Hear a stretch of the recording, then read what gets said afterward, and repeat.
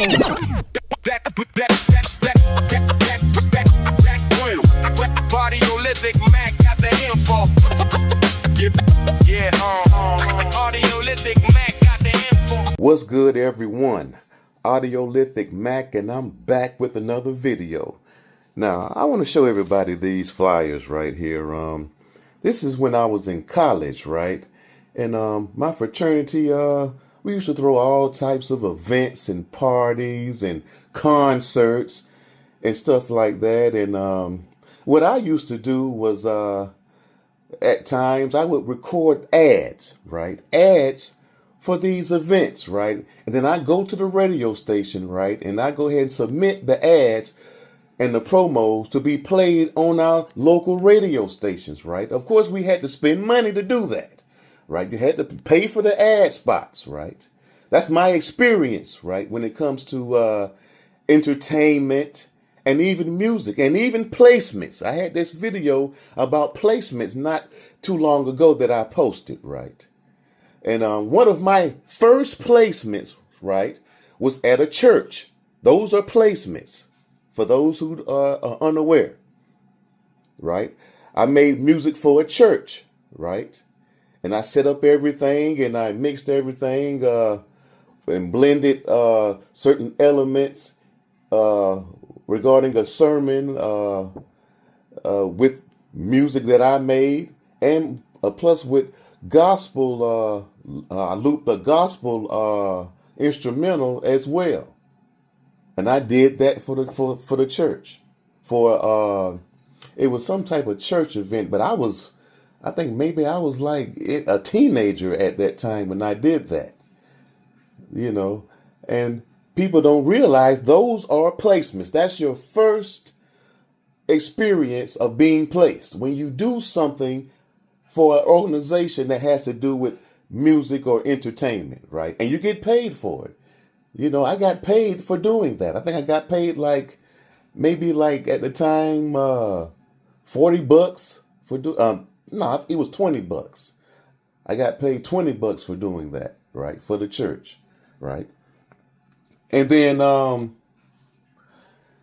I was in college, right, I did a beat. I created a beat for an artist, a local artist, who recruited me to do the beat. He put the lyrics. He had recorded the lyrics to my beat, and that was for an ad for a business, right? And that was circulating on the radio as well. Those are placements, as I stated before. Placements, music placements, or or sync licensing is when a company uses your music, right? Whether it be for media, movies, commercials, and internet, the internet, right? Or YouTube. People don't realize when you have your music and you place it on YouTube, that's a placement. Keyword place, right? You can place your own music. You don't have to wait for anybody else to place your music, right? You can do it yourself. If you have a friend, right, who has a business or a company, and they may need some advertising and they may want an instrumental, provide them an instrumental for their ad that'll be placed on television networks or your local radio station. That's a placement. But of course, some people don't understand that dynamic. That's why they will always be in the same spot. And it's usually the minions who follow EASKI and troll in my comments. They are only good at trolling, apparently. They're not good at anything else but trolling, and it's apparent. Because that's all they do is troll in my comments. I don't know why they think that that's going to stop. They're not going to stop. I'm not going to stop, dude. So you minions may as well just stop the trolling and stop being mad and just work on your own music and try to get your own placements. Find somebody in your community, get out of your little hole, your little cave, and meet people, right? Be social.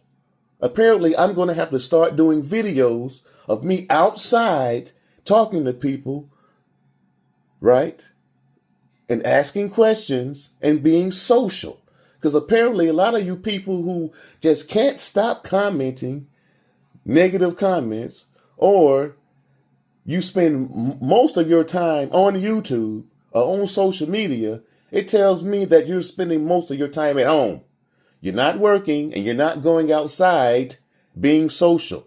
You need to go outside and start being social. Do you understand? But I digress. Now, back to this flyer here. Now, one of our events was the summer splashdown, right?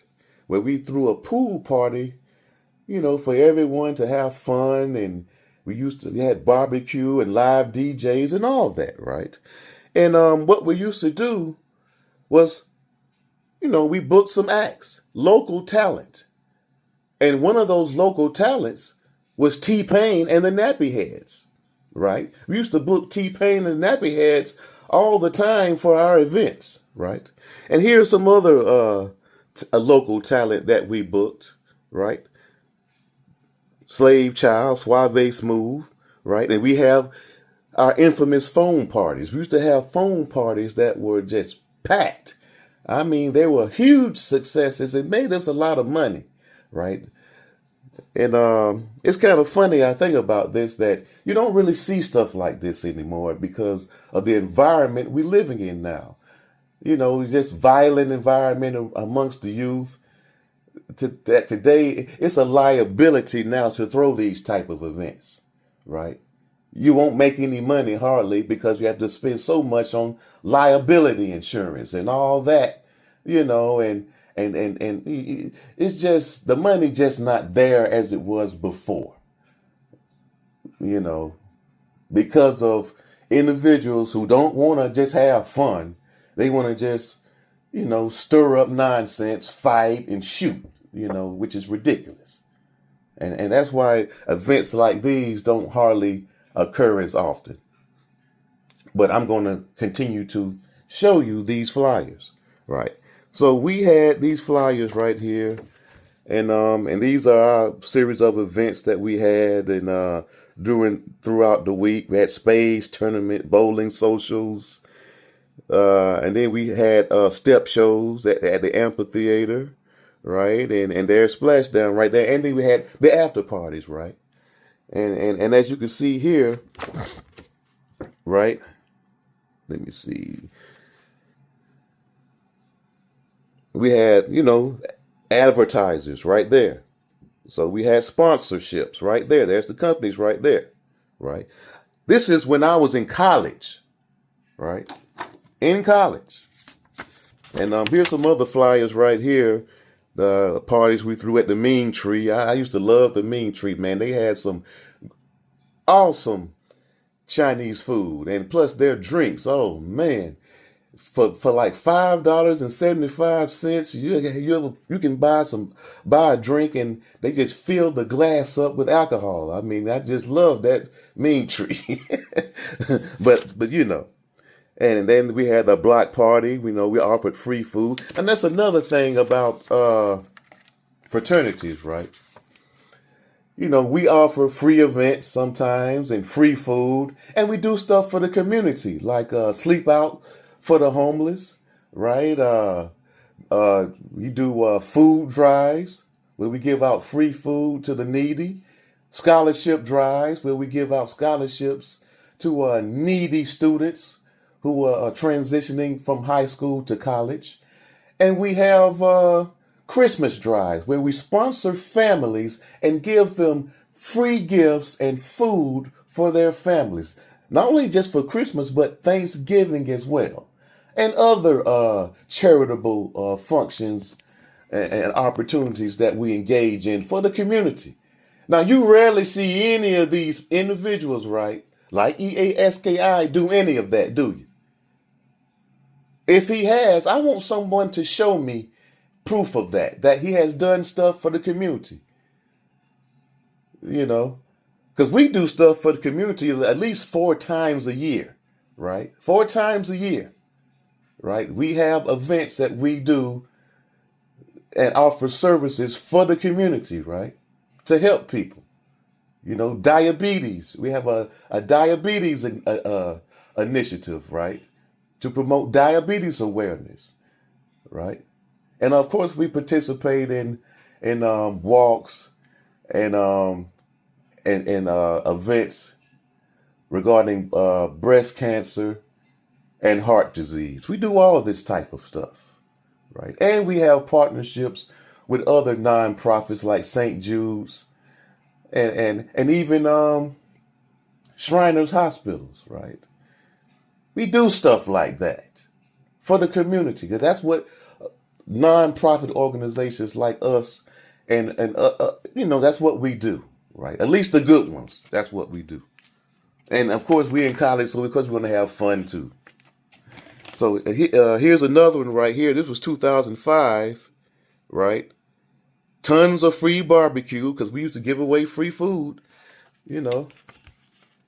And yeah, we used to have a little fun like this, the Sex Chronicles, where we used to have seminars discussing about relationships and stuff like that. And here's one important one: the Unsigned Hype, showcase, where we had local talent perform on stage. Right, we had local talent perform on stage, and they got received prize awards. Some cash, and of course, a plaque or something like that for the winner. And then we have, the nightclub with DJ Nasty. We had events like that, club events. And of course, we had our own parties where we have our own DJs. We had our own DJs in my fraternity. We had two of them, right? Two of them. So we used that as a way to save money when it comes to music. And of course, we played some of our music because we had the Splashdown mixtape as well.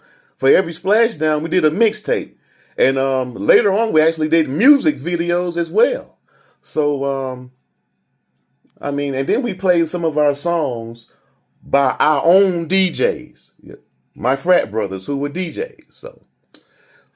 So, very, when you're in the fraternity, you're exposed to all these different avenues when it comes to entertainment, from parties, from booking concerts, right, to DJing, to creating ads, commercials, music, instrumentals, all that was part of it, right? And as you can see here, we have the Splashdown, the official event right there. And some more flyers right here. Right, that's Chubby's nightclub. Yeah, we had a little fun back in the days. Great. It was a great time to be in college. I tell you that. And then the last damn phone party right here, and like I said, that was our key event. The phone parties, man. Those things used to be off the chain. I'm telling you. But I just want to show everybody this right here. My experiences when I was in college, right? And the fun that we had and the relationships. Now, though back then, social media was in its infancy back then. A lot of people were outside talking, engaging, socializing. But now we have individuals who just sit at home and do nothing. They just want to text and watch videos or scroll up and down all day long. Or even when they do go outside, they just want to scroll up and down all day long. And I think that's the problem with society today, right? Too much scrolling and not enough engaging with other people, right? We engage with other people and have relationships and friendships with other people. Do you understand? Well, that's all I have for this video. I just want to show you this collage of flyers that I have here. I think I got a couple of more. I have to go dig and try to find them. But this was just part of my early adulthood right here and being in college. And of course, many others experience this, this experience while they were in college as well. I remember booking T.I., one of my frat brothers in an adjacent college, right? They booked T.I. and of course we booked Pastor Troy and JT Money for a couple of our events, right? And they booked T.I. I think they had concerts like every week, nearly, over there in another university, in another chapter of my fraternity. So I've already been exposed to the entertainment industry when it comes to music. I already know how a lot of this stuff works, people. I already know. So for those who question, I'm sorry, but I already know how this stuff works because I've been the one doing the booking, doing the calling the radios, calling the DJs, right? Calling the managers. I was the one doing all that. And plus I volunteered for TJ's DJs, right? On a regular basis for those tastemaker events. So I have experience when it comes to this, right? Hands-on experience, right? And of course, by me being in the military as well, later on, if I'm in the military, right, I'm going here and there, I don't have time to be doing all this anymore. I've moved on to something else. But now I'm not in the military anymore. And now I'm back, just doing music as a pastime and a hobby, right? And letting the younger generation do their thing the same way I did all of this, me and my frat brothers, what we did back in the days, right? What we, participated in, right? All the great stuff we did. The younger generation, the younger ones, the neophytes, it's their time to do the same thing. And that was my conversation with EASKI in that video, right? In that video. He's going to call me out for saying that we need to bow down to the younger generation and let them do their thing. Our opportunities are done. We're getting old. It's time for the younger generation to do their thing. But what we can do is teach them to be better young men doing their journey or along their journey. That's the whole part of it, right? So yes, you can't sit right here and be Mr. Scrooge you can't have that type of behavior, right? Because remember, we were young and we had older people who didn't like the stuff we did. But we did it anyway. Do you understand? So all I can say is, for now, just keep working on your stuff and don't get scammed or grifted. That's the key right here. Don't be naive. That's why I'm giving you plenty of information, right? So you won't become scammed or grifted, and don't be intimidated by these minions, these toxic minions in the comment section, right? Who want to say this and say that. Don't even pay any attention to that because they're mad because their music hasn't gone anywhere and that they are now part of that institution of individuals, right, who feel ashamed because they were grifted without them even realizing it. So now they're in denial of being grifted. You see what I'm saying? So let them keep talking. Ignore them because that's what I do, because a lot of them have fake profiles. They have nothing on their profiles. Nothing of substance on their profile. Or some people have nothing at all. So I ignore these types of people. They're very sad people with no life other than hanging out on the bus stop, right? Using their prepaid phones and scrolling and texting all day long while waiting for the bus. Audiolithic Mac, peace, and I'm out.